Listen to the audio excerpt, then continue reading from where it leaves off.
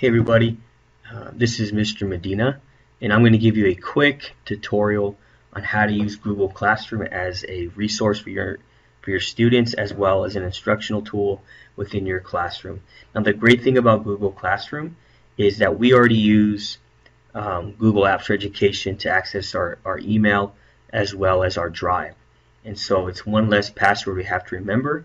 And if you're like me, I'm always trying to simplify and find the most efficient way to do things because time is very precious. So let's start this off. You want to make sure that you're signed into your Google Apps, and you want to click the icon button up here at the different tiles, and you want to go down to More. Within More, you will see even more from Google, and you will see underneath that you'll see Classroom. Go ahead and click Classroom. It'll bring you to this screen.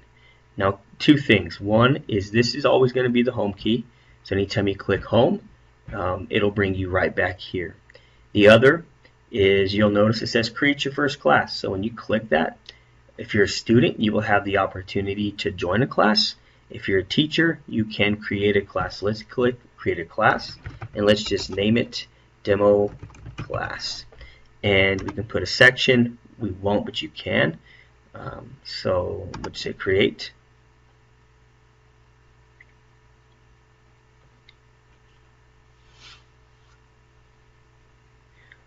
Alright, now first things first, this will be kind of like the home page for the demo class or whatever class you choose to create.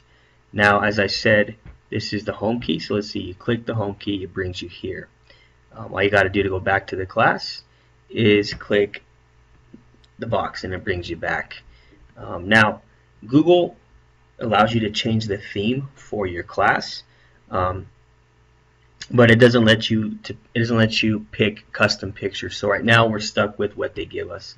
So let's go ahead and go through and pick a theme for a class, kind of like the little frog theme going on here. So this guy will be our theme. Okay, now we have our theme set. The great thing about Google Classroom, which you'll see, it's really simple. It's less techy and more teacher and student friendly. So with that being said, students can join your class using this class code right here. So all you have to do is provide that to students. They put that in, and they join the class that way. The only other option is to create a class contact list, which it takes a lot longer, and then populate those and put those in. So the easiest way is just to give students the opportunity to put this code in. Now you notice this little arrow here. You can click that. You can reset the password for a class and then give it to them again, or you can disable that code altogether. You will notice on this side upcoming assignments. So if students see the class, they will see upcoming assignments and due dates.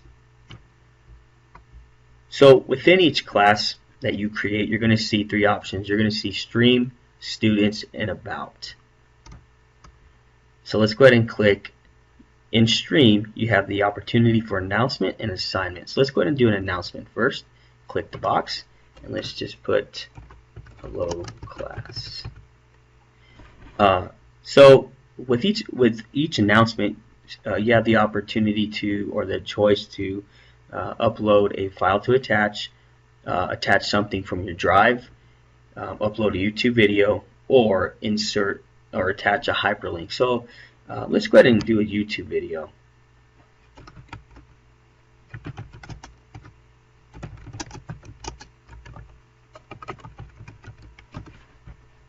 Go ahead and search it, and I love Crash Course. Let's just put in, click it and hit add. So put hello class, and there's a video you can watch, whatever the case is, and you just hit post.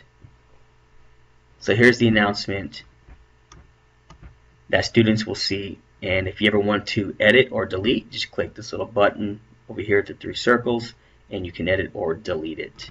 So once you make that announcement, students can go in and they can add a comment, they can question the announcement, they can talk about a class announcement, whatever the case is. It really builds in that that authentic collaboration piece, if you will, between students and even teacher and students as well.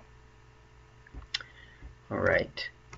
Within Stream, we're going to go to assignment now. So let's go ahead and create the title, and we'll just call this Columbus and the Indians. And we'll just call this a graphic organizer. So you have the title, you have the description of it. Now, the awesome thing that you can do here is just assign a due date, but you can also give a specific time.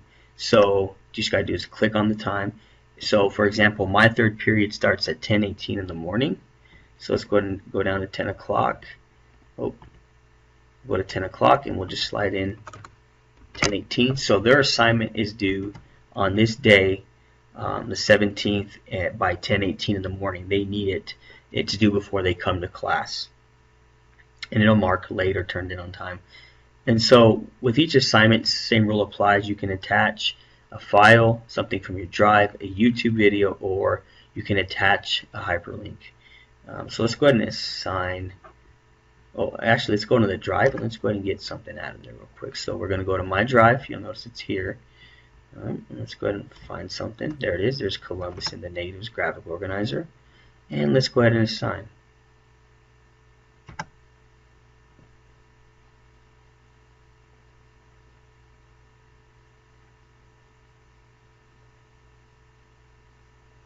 And it's, ooh. Actually, I'm glad that didn't work out. So let's go through that one more time.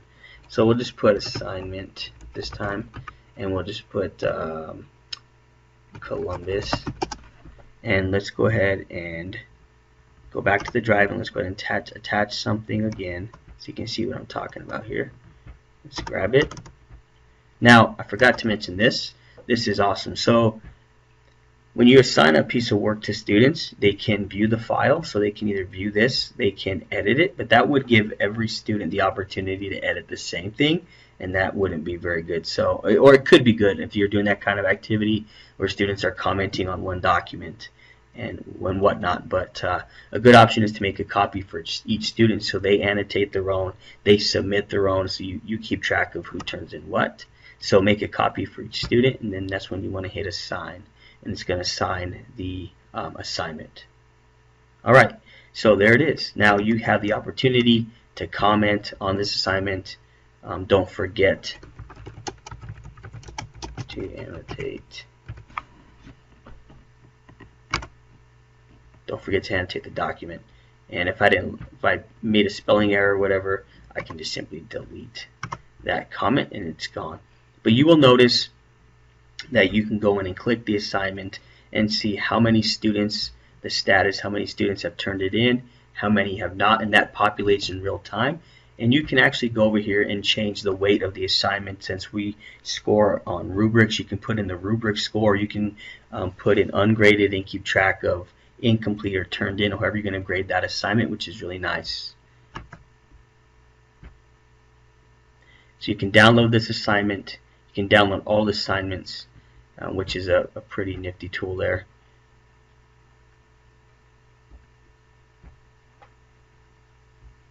So the other part is when you create an assignment or a class, that class will generate a Google folder in your drive, and then it'll be under Classroom, and then you'll have the specific name in the class we made, which is Demo Class, and then you will have the name of the assignment as well. So your whole drive won't get clogged up, which is really nice. So let's go back. So you'll see how many students have done, how many have not done. If you want to edit the assignment, if you want to delete it or edit it, you should click this little icon here. The other tab belongs to, keep in mind, there you go, the reminder came up that the assignment's due tomorrow. The other tab is Students, and here's where you can invite students using this code or provide it so they can join the class. So the main part of what you're going to do is here in Stream between announcing and assigning, and the other tab is About. You can put a title of your class, you can give a class description, you can put your room number automatically generates your email. It shows you which Google Drive folder. It's called Demo Class. So click that again. Take me to Drive. There you go. Okay. The other part is you can add materials, which is what I recommend you can do is insert attach a link of your own class website, so that way when students are in here and they are accessing the information or the assignments from your class, they're discussing something, viewing announcements, they can also access your class website as well that you've made. So it really connects the two together, and that's a really convenient thing as well. So we're going to go back. So here we are. We're back at the user dashboard, if you will. So remember, our main options are streaming students, but most, as I said, of what you do will come out of the stream. Click here. One more thing. If you go back to the home page where our class is, I don't know if it's going to work or not.